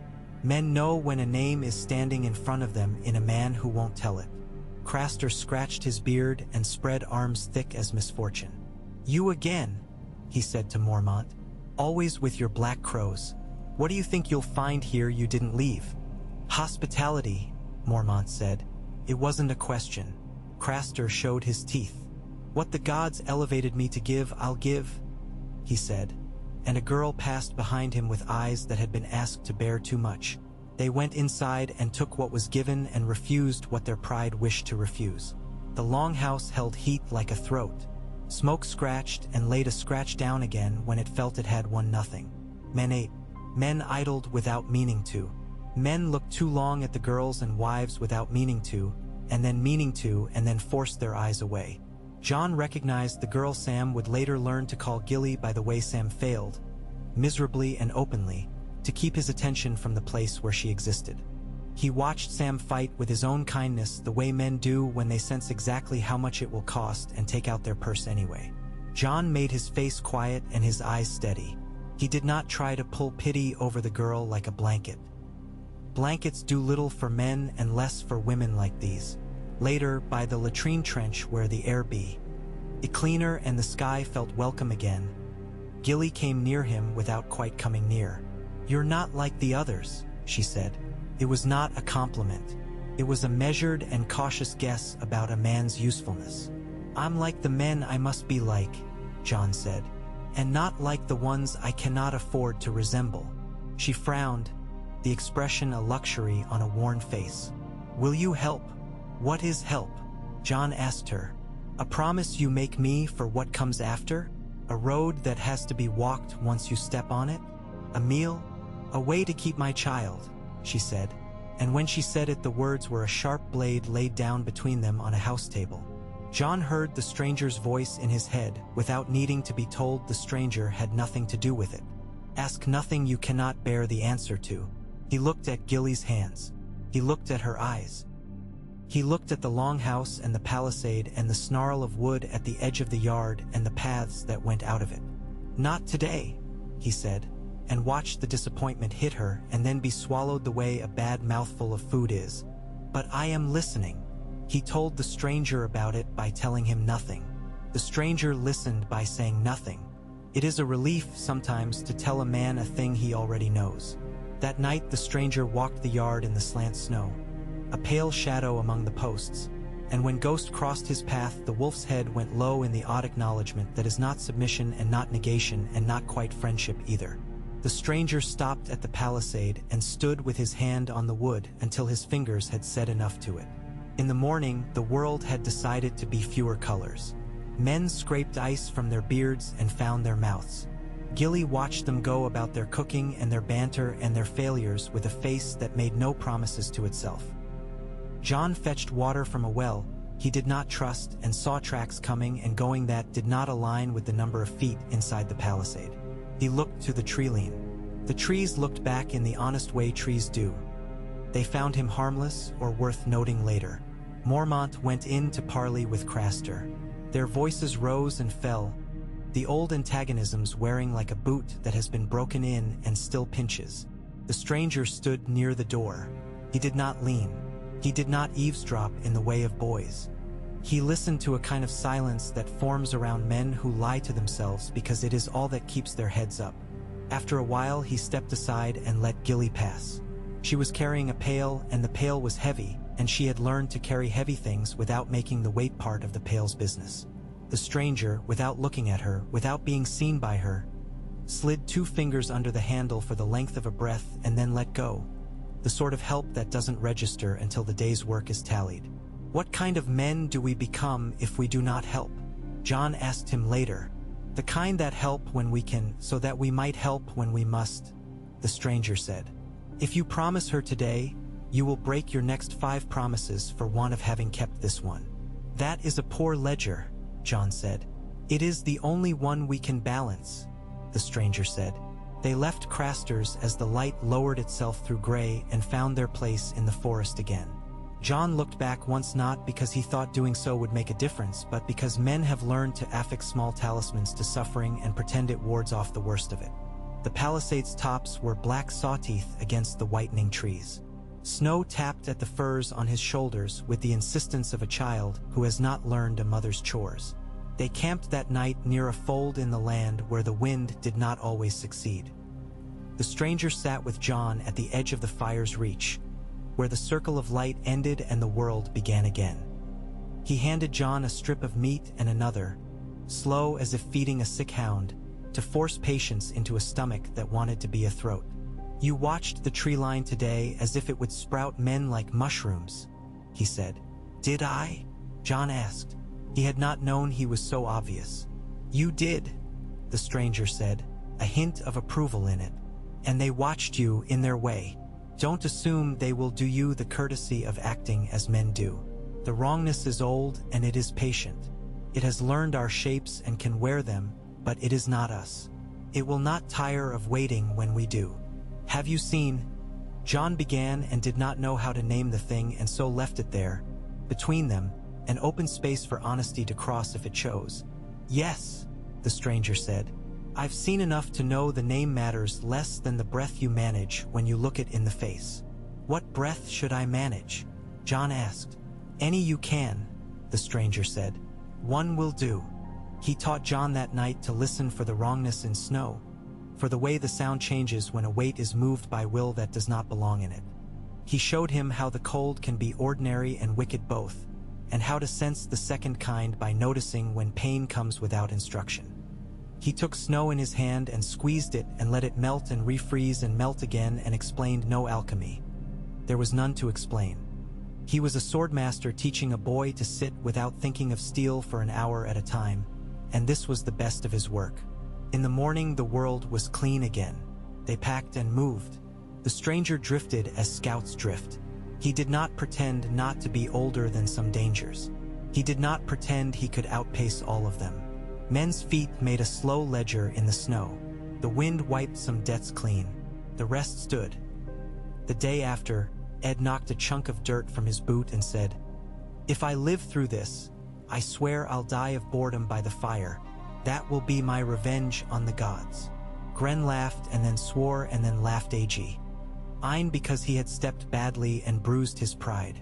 Sam told him what birds he could hear, and Ed told him they were probably crows whose throats had chosen to sound like pretty birds just to trick him. John smiled without showing it too much because that is the sort of wealth men spend unthinkingly and then find themselves poor when they need it. They reached a place where old stones were set in the earth, the tops of them showing like teeth in a lazy mouth. No purpose was obvious. John stopped because the air felt different and because Ghost stopped first. The stranger came to him without being called and stood very still. After a while he crouched and brushed at the snow near the easternmost stone with the back of his glove. Snow fell away as if it had been waiting for that particular hand and not any other. The ground gave up nothing at first. Then the stranger tapped, once, twice, a third time, and the dull sound shifted to a thinner one. "Here," he said softly. "What is it?" John asked. "Something left," the stranger answered. "A thing left is a thing that was wanted later." They went to work, not with the greed of men who find gold, but with the precision of men who have learned that haste offends good fortune. Snow went aside. Earth yielded. The stranger's hand, bare now, slid under and brought up a small bundle, oil-stiff, tied with gut.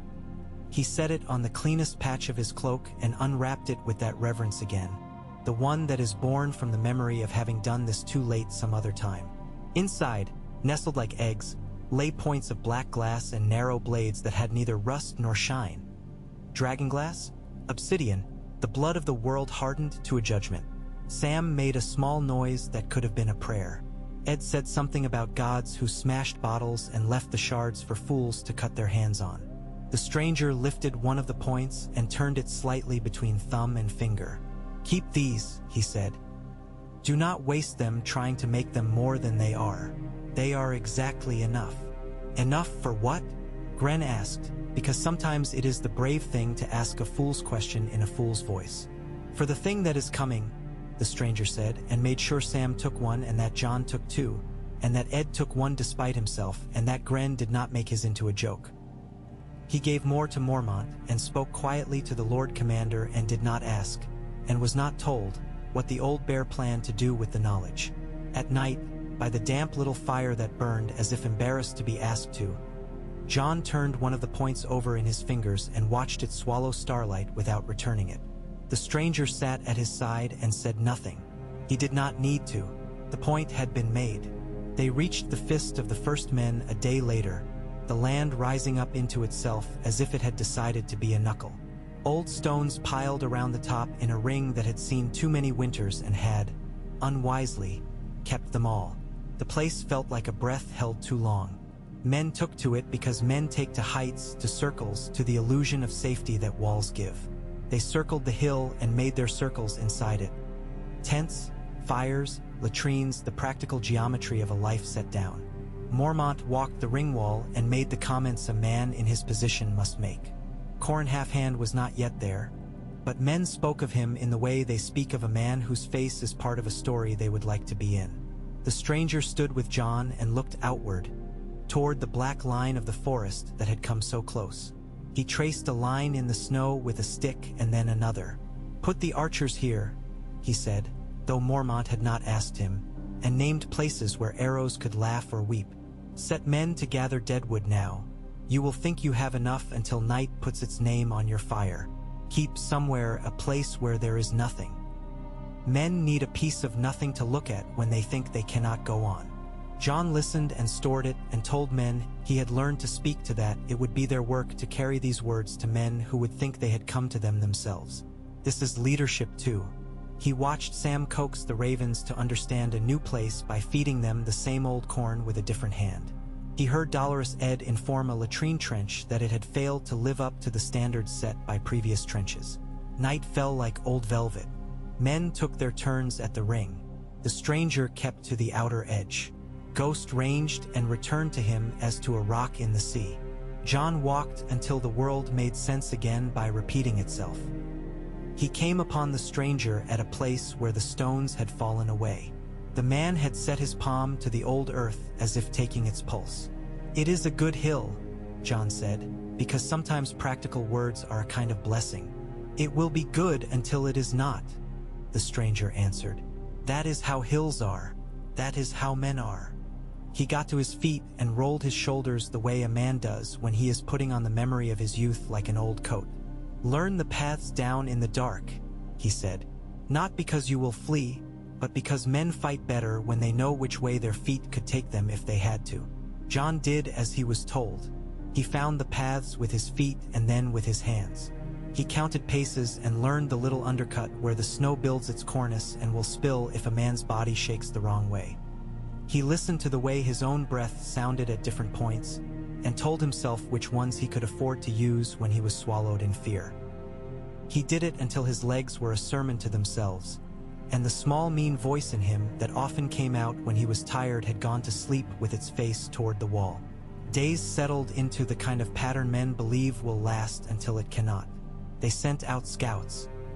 They sharpened things that could not be sharpened any further because doing so prevented them sharpening what was inside them and what cannot be sharpened by grit. The stranger went and came, and when he came he had nothing heroic to report, which is the best kind of news a man can bring before the bad kind stomps in without knocking. He brought a set of tracks in his memory and laid them out for John like stones across a stream. A warband moving as if being moved. Women's steps where women should not be. A great horn print where no horn had sounded in thousands of years. He did not speak of fear as a thing to conquer. He spoke of fear as a thing to arrange in a room, where it would not block the door and yet would still be ready to be picked up when the time for it came. "Do not throw fear away," he said. "You will only spend the day looking for it. Set it where you can see it. Then let your hands do as they should." One evening the wind swung and brought with it a flavor the men could not put names to. Men stopped halfway through speech for no reason and then picked up again and made more noise than they needed to, as if to convince themselves they had not noticed the earthquake under their sentences. The stranger stood at the ring with his arms at his sides and his eyes not moving. John joined him and did not ask. After a while the stranger said, "There is a way the air has when a thing is near that thinks it has all the time it needs." "What thing?" John asked, not because he wanted to hear the answer, but because the not hearing would be worse. "You know," the stranger said, "they watched until watching had done all the work it could do. They walked the camp and said small things to men that they would forget, but that would make them stand taller when the bad came. John said to a boy who had cut his thumb that the cut would not infect if he stopped licking it. The boy spent the night not licking it, and was in a position to do what he needed to do when he woke the next day and the horn blew. Corin arrived before that day. He came like a man who had negotiated terms with his own death and was not in a hurry to see the contract fulfilled. He nodded to the stranger with a recognition that did not pretend to know anything beyond what needed knowing. The stranger nodded back, and that is dialogue enough for men like this. Corin looked at John and saw not his father's face, but something of the shape of a leader in the way the boy's mouth held itself closed. He grunted, which was his way of signing off on a man's future without being asked. They spoke over rough maps, over snow scribbles, over the stubborn geography of big things and the treachery of small ones. Corin said Mance was a king of the sort men can bear, which is to say a man wearing an answer to a problem they had not known they were ready to ask. The stranger said a king like that lasts until the other problem comes, the one without a face. Corin ran a thumb along his jaw and did not say that he had been bearing that other problem in his sleep, as if it were a child that keeps waking to cry. John took his watch and did not miss details. He learned the way men hold themselves when their stomachs have decided to betray them and are arguing about the schedule. He learned the particular honesty of a blade in cold when it will not lie about being brittle. He learned, The hard way, that gloves which had been enough yesterday will not be tomorrow. He learned that it is a kindness to a man to tell him he has put his bootlace under his heel, because it will end badly if you spare his shame. On the 5th morning, a crow flew straight to the stranger and scolded him with the bitterest little voice any of them had heard. The stranger answered it in the way men answer crows. He listened and did not deny. Then he told Mormont what it had told him, though not as a crow would have. Men should not be made to move on bird words alone. "Scouts," Mormont said. 10. "Corin, take 5 for the high pass. Dayne." He said the word heavily, as if pushing it through a door that had been stuck, and then did not seem to hear himself. "You'll take Snow and 3 more to the east draw. Look for nothing. Look for where nothing has been." The stranger's face did not change. If he heard his name returned to him, he stowed it where it would not rattle. He looked at John, and there was no flourish in it, no moment of ceremony. "Pack bread," he said. "Sharpen your feet. If you see a miracle, do not call it that until it has agreed to be so for 3 days running." They went light and quiet. The world at that hour was a thing you step into and it decides whether to make a noise. Ghosted. The men chosen were men who had learned how not to announce themselves in their breath. They moved through the trees as if borrowed by them. John's eyes played the old game he had been taught, how to see without looking. He let the forest become a kind of map that did not need to be read from left to right. They found a clearing with snow laid flat and pristine as a table, and in the middle of the table a single black feather that the wind had tried and failed to move. The stranger looked up to where a tree's arm reached and found no nest. He looked down at the feather as if it had opinions. He moved to the edge of the clearing, knelt, and brushed snow aside with the back of his hand. "Ink," he said. "What?" Gren breathed, an oath and a question. "Ink spilled on snow," the stranger said. "Frozen now. See the stutter along the edge? That is where it spread and then was stopped. Something bled black here." John knew black blood. Men's blood is always red even when the poets insist otherwise. The black that comes is the rot that follows, the ruin of things, and this was no blood that had ever been in a thing that had been properly alive. He felt his back straighten without being told. They stayed long enough to be sure of their own uncertainty and then went on. They found later a tree with the bar. Hay peeled in long strips all along its north face, and the strips braided together at the base into something like a child's toy. The stranger touched it and closed his eyes and then opened them. "Books," he said, seeing John's look. "There are books in my mind I cannot close." "What does it say?" John asked. "That we are being counted," the stranger said, "and that we are not alarming yet." He rebraided the strips coarsely, wrong, deliberately wrong, as if to insult the intelligence that had made them. "That will offend the thing that set this up," he added. "It will make a small error next time out of spite. Men can live on small errors." They returned to the hill with the kind of tired that, for once, did not make men foolish. The camp had not changed, but men within it had sharpened themselves to fine points so they would penetrate their own fear. Mormont listened to their report and nodded as if a thing he had told himself was true had been repeated back to him with enough variation it might become knowledge. Corin returned near dusk with a story of a band that had moved as if it had been moved. The stranger did not smile. "We have said that already," he murmured, not to shame Corin, but to comfort him that the worst of knowledge is what we possess together. That night one of the horses screamed. Men hate the sound. It feels like the floor giving way in your chest. By the time John reached the edge of camp, the stranger was already there with a torch that he had not lit too fast or too slow, and Ghost with his hackles up and his lips not yet lifted. The horse danced against its post, and the thing in front of it made no sound at all. It was a man, or had been, and its eyes were a set of flat coins. The torchlight struck it and did not stick. It moved with the stillness of cold. John had thought he would feel horror when this moment came. He felt only a small itch between his shoulder blades, as if sweat had thought it might come and then reconsidered. The stranger stepped sideways into the thing's path, let it spend itself in a lunge, and then put the torch to it without ceremony where the cloth of its sleeve would carry flame well. It burned slowly and then greedily, and then it was a thing that had been a man again for a moment and then was neither. John waited for the world to change its mind about itself. It did not. The men behind him made sounds that were mostly breathing. The stranger's face was composed as a table left in a room. He watched until there was nothing to watch and then took a long breath and let it out as if he had been holding it for years. "Fire," he said in a voice just loud enough to inform a rumor. "Always fire. Remember that you must move toward it when all your teaching tells you to move away." Mormont arrived, heavy and certain, beard catching sparks like snow. He looked at what had been made and then looked at John. "You saw," he said. "I saw," John said, and felt his mouth search for words that would make the seeing less lonely and found none. "Good," Mormont said. "Now you're worth more." He clapped John on the shoulder, too hard, a kindness he could afford, and turned away to tell men what he had told them before in new words, so it would seem the situation had not worsened. The raven on its pole at the center of camp slept, dreaming of corn even as the smell of burned rot braided itself into the hair of the men who stood near. The next days were the kind of days a man has after that. The stranger taught John to make torches that would not gutter at the wrong moment and to wrap cloth on the head in a way that left breath enough to feed the flame.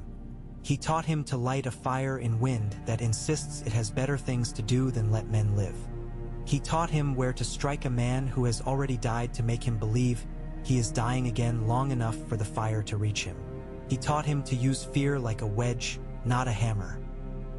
He found Sam holding the obsidian in his big hands and looking at it as if it were a word he could not read but knew would one day be written in his book. "This needs a name," Sam said, "not because naming makes a thing safer, but because names give men a handle." "It has a name," the stranger said. "Keep the old one. That is how words live long enough to help." Sam nodded and tucked the point away as if a part of him thought it might bite. He looked at the stranger with that sideways gratitude the man knew well, the kind that the grateful one does not want to make too much of because it would embarrass him and might scare the gratefulness away. It snowed again. Not showy, not soft, but thin and insistent, each flake a small shorthand for a much larger promise. Corin took a party out again, and this time asked for John by name. The stranger folded his arms and listened and did not argue with the rightness of it. John felt the odd lightness of a man invited to step onto a floor he had been testing with his toe for a long time. He looked to the stranger because it was the old habit and because he wanted to feel the coin of permission drop into his palm. The stranger only lifted a shoulder and said, "Go. There is a thing the wind wants to say to you that it will not say to me." They left in the blue pre-dawn that teaches men the color of their breath. The world held still. Corin moved as if he had married the land. John watched the back of the half-hand's head when he knew he should be watching the front of his own steps, and then corrected himself because he had learned to tell the difference. They climbed. They descended. They threaded stones whose shapes told old stories to anyone who had time to read them. They saw traces of fires that had not burned hot enough to be anything but poor. They saw places where men had decided to remember how to be prey. They found the edge of a camp before they found the camp itself, which was part of the problem. The ground was too tidy. Mistakes had been gathered and put aside and called good practice. Corin made a low sound the way a mast makes when wind pushes against it and it disapproves. He made a hand sign as a man speaks to a dog, and the men with him froze. He stepped forward and placed his foot exactly where the snow told him to. He took another step and then another and then stopped because the air was wrong again. It had the taste of forgotten metal. John saw them then. Men standing in the trees with the kind of stillness that means the world is about to be asked to move faster than it wishes. Corin lifted 2 fingers and lowered them. The men that had been men stepped forward. There were too many not to be a problem later. John chose his place without asking and without thinking he had the right to choose. It had to be done, and so he did it. He remembered fire, and he remembered the weight of the obsidian in his pouch, and he remembered the way the stranger had placed his hand on the word fear and moved it 2 inches to the left on the table. The fight went as fights do when men have not yet begun to die in earnest. There was the rush and the noise and the sudden small quiet points where a man becomes a set of decisions about angles and breath. John held his line and then did not, and then made a new line. He felt the world narrow and widen and narrow. He saw Corin doing work the way some men pray. Not because it saves you, but because there is nothing else worthy to do. He saw a face in the white border of the forest that was not a face, and he reached for the torch he had kept near his thought, and he did not think of poetry or of old stories about dawn and stars and kings. He thought of dry cloth and of how breath must be given to a thing that he wanted to consume breath. He thought in straight lines. When it was done, when the enemy had learned what he had needed to learn and left to learn the rest elsewhere, Corin stood with his hands on his hips and looked at John and saw not just views but judgment, which is rarer. "You learned," he said. It was not a compliment. It was a command to continue.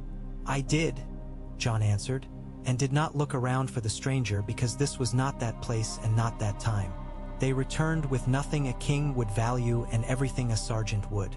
Mormont heard Corin's half-smile in his voice and stored it. The stranger listened and took it in as if he were drinking, and the water came to the right places in the body that needs it. He did not tell John well done.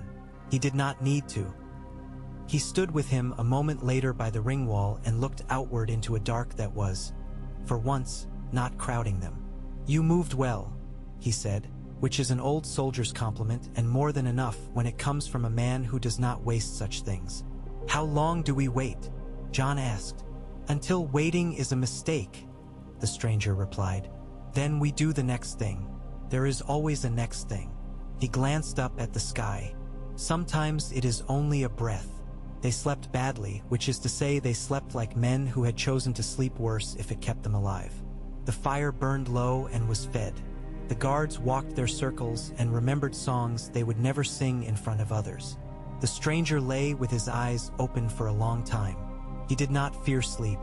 He feared dreams that had promised to stop coming and then had taken up their work again. At last he rose and walked to the edge of the circle of camp and stood, as he had on so many edges, as if he connected two worlds that needed to be kept in conversation. Snow ticked against his cloak. A small sound, like cloth being torn in another room, came from the forest. It did not repeat. The stranger did not move, and then, when he had counted to a number he did not share, he moved very slowly indeed. The shape that showed at the tree line was not a man. It was not a beast. Carried with it a cold that behaved like sound. The stranger did not reach for dawn. He reached for the torch he had ready and a word he did not speak. He looked at the shape and nodded very slightly, a greeting given to a neighbor whose fence you respect but whose house you will never enter. The shape paused. It had eyes that did not shine but absorbed shine and sent back agreement. Not yet. Then it was gone, and the air became ordinary again by degrees, like a lie reversed. He did not wake anyone. He did not think himself the only hinge on which the night turned. He had learned to see his pride when it came disguised as duty. He returned to his place on the ground and let his breath remember what it had been doing before. He dreamed of water in a room and a girl with hair like the ash of a city and a boy with a mark on his chest that was not a mark and a name that no one spoke because to speak it would summon a history men were not ready to stand under. In the morning John found him and did not say he looked older. The stranger looked at him and saw a line in the boy's mouth that had not been there before and that had put itself there without asking. "Today," he said, "you will spend the whole morning doing nothing." "That will be difficult," John said. "It will," the stranger replied. "Do it anyway.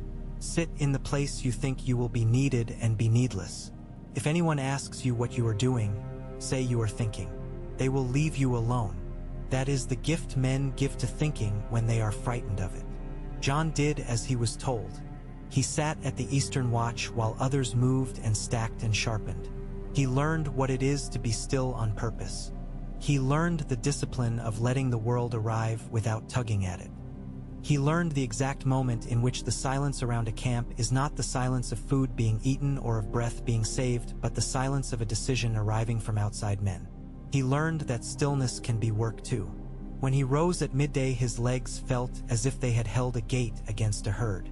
Sam brought him water and looked at him as if to ask if he had lost a bet.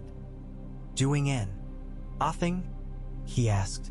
"Everything," John said and handed him the cup. Between these small things, the days of the fist braided themselves into a rope men believed would be long enough to lower them into a well and bring them up again. The stranger taught Gren to tie a different kind of knot that hurts less when frozen and taught Ed a better way to complain so that his voice lasted the day. He stood with Mormont and Corin and said little and was heard when he did. He offered Maester Eamon, when a raven eventually came to the camp, his arm to perch on, and the old bird took the arm as if it had been in the rookery all its life. In exchange, Eamon sent back a message with words that meant less than the fact that men were still speaking to each other across distances. On the 7th day, the raven said "boy" in a tone that made the men around it look to see who had misbehaved. It hopped and said "king" as if it had an itch. It said "snow" as if it were very proud. Mormont looked at the stranger and then at John and then away. Not because he had any particular thing to say, but because sometimes a man must be caught on the way to a thought to make it sturdy. They were taking measure of their wood stores when the horn sounded. Came low and steady, the sound you make when you don't want to startle the horse but would like to remind it that you are sitting there. Men stood. Men did what men must do first. They looked at one another to see if the sound had actually been anything, if anyone else's fear agreed with their own. The second sound came while some were still deciding what the first had been. It was higher and less sure of itself, or seemed to be so because men were less sure of themselves. Corin tightened his one good hand on the way the world had chosen to work that day. Mormont lifted his head and set his mouth and ordered nothing because orders at that moment would have been a waste of breath, and breath had been declared valuable. The third call did not come. There was a luxury in that. A man's mind can take relief and make a hammer out of it. Men returned to their stacks of wood and their sharpening stones and their banter that had a new hollowness in the middle where the best of it used to be. The stranger stood beside John and did not smile. They counted, he said, then decided they did not need to finish. Who? John asked. The living, the stranger said, and this time there was not comfort in the answer. And then the cold arrived, not the ordinary cold. Not the one that is an enemy you can be friends with, but the other that walks like a man who doesn't bother to knock and sits down at your table. It lay over the hill and the men and the horses and the breath inside men's chests and told them to behave. Fires went from brave to modest. The hairs on the backs of men's hands were beads of glass. Ghost stood with his hackles up and his eyes like old scars. The stranger's gaze went outward and fixed. He had awaited this the way a man waits for a thing he cannot tell anyone else about because the telling would only tire them. He touched John's arm once, just under the elbow. Remember the door, he said. The door. John repeated stupidly because fear makes boys stupid and men too. The one you open with a breath, the stranger said. The one that leads to the place where you do not break. Go there now. Wait in that doorway. Do not go inside the room. That room is for later. For now, stand and watch. The horn sounded once more, not as a warning or an alarm, but as a name being called. Men moved into the places they had decided far away when their minds were good. Torches were lit and nursed. Mormont spoke briefly to the men who needed it. Corin moved to the small saddle of ground where he could see and be seen. The stranger took his place not at the front, not at the back, but where a break would put itself if it chose to, and John stood beside him. The first of the things that are not men stepped into the range of the fires as if trying a temperature on a wrist. Paused. Its eyes were the absence of eyes. It lifted a finger made of glass that wanted to be water and lowered it again. Men held their breath because no one had reminded them to breathe. Now, the stranger said, and men breathed. Torches went up like stars controlled by human will. The thing stepped back into the old dark as if it had admitted itself premature. Whites came instead, with their stupid, ghastly bodies and their terrible patience. The line held. Men worked. It complained. Gren laughed at nothing and then fought because laughter made his hands remember themselves. Sam found himself where he should not be and stayed because leaving would have taught him the wrong lesson. John moved through the fight with all the lessons bound together in him, not in tidy bundles but in the raggedness of a life. He burned a man that had ceased to be a man and did not apologize. He used the obsidian when the moment did not ask for it and learned, in that mistake, the rhythm of the moments when it would. He took a cut along his bicep that would preach to him later about carelessness. He stepped when he should have shifted and corrected. He remembered the door and stayed in its frame. The stranger's blade, when it came out, did not shine. It made the air near it simpler. He did little with it, less than men watching would say afterward. That is one of the measures of his craft. He burned what needed burning. He moved men who had stopped moving and had not noticed. He stood where he should, and at one exact moment he stepped into a space that was about to be empty and kept it from being empty, and only 3 men saw it, and none of them knew how to speak of it later in a way that would not sound like the work of prophecy. When the pushing had been done and the night had tested all its angles and decided to find some other edge to sharpen itself on, the cold breathed out. Fires cackled as if someone had told a joke at last. Men looked at one another and chose not to count, because counting is often what breaks a man after he has been brave. Mormont walked among them and touched shoulders and spoke the small words a leader speaks when he cannot say anything that would not be foolish. Corin sat on a stone and looked at his hand as if he had been given a gift he wasn't sure he wanted. John stood with his sword point in the ground because it wanted the cold. He felt something in him settle, and he knew the settling was not what he had expected. It was not triumph, and it was not even relief. It was a kind of agreement to live with something that would not be moved. The stranger came to him then and set a hand briefly at the back of his neck as if adjusting him. "You did not let your eyes go where they wanted," he said. "You moved little when most men move too much. That will save you and the men near you more than once." John nodded, and did not trust his throat to find words that would not be a boy displaying his virtue. He gathered himself. He remembered to seek out the men he had to keep standing. He found Sam and made sure he was in one piece and told him a small true thing about bravery that he would remember later and pretend to have known all along. They slept in snatches. The night kept its promises.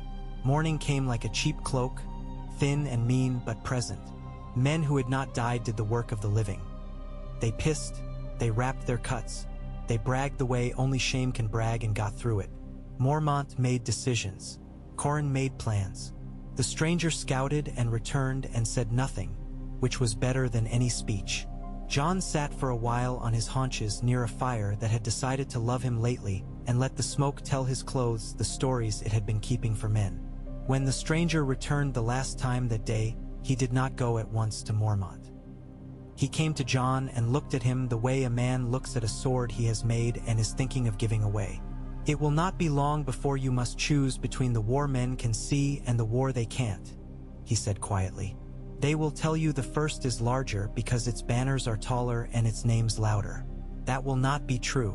You will be pulled until you think your ribs will come away like waddle. You must be ready to be wrong and stand in it as if you had meant it." "What if I break?" John asked. It was not despair. It was the respect a man pays his own limits.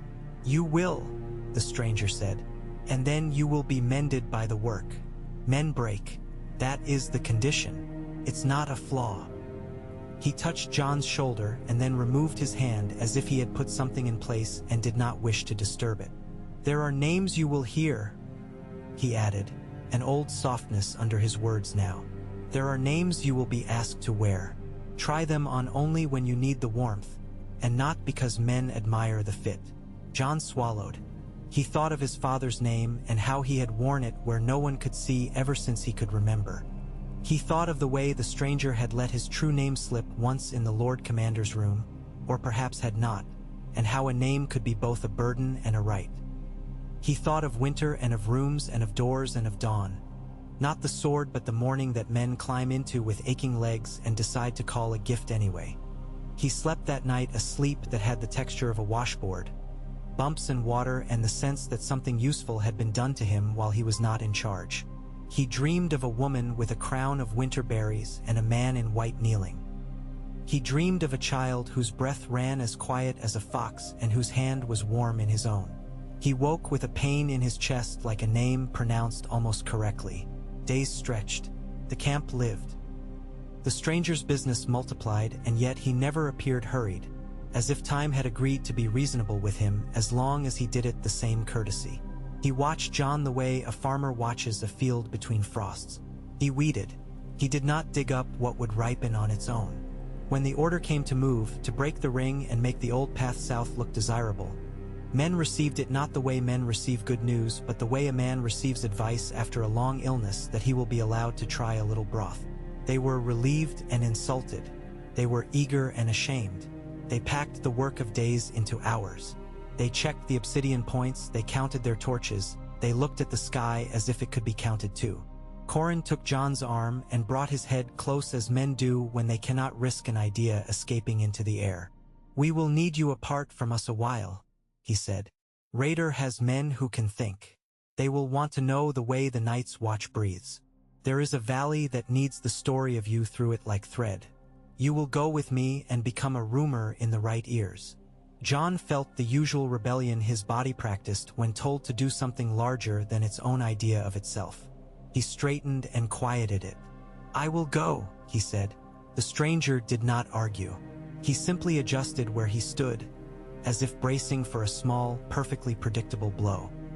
He came to John later with a bundle and opened it to show nothing more than wool and a knife whose handle had been wrapped by someone who understood cold. "Do not try to be clever," he said. "It dresses poorly on boys and men both. Speak plainly. Move like a man who is not afraid of rain. If you meet your fear, do not feign friendship with it and do not insult it. Offer it a seat in your head and then give it nothing to eat. It will leave." John half smiled. "Is there anything you will not teach with a table and a chair?" "Yes," the stranger said. "What a father feels when he sees his son take a road he cannot follow, that you will have to learn from your side only." He took John's head in his hands for a moment, the way a priest might or a friend, and then broke contact as if he had placed a blessing and did not wish to see what it did while it took. They parted as men do who intend to see each other again and know better than to say it aloud. John went with Corin into a white that had chosen to be a particular kind of merciless. He walked until his feet forgot to complain and remembered later. He learned the smell of men who live in snow because they decided to and not because they were told.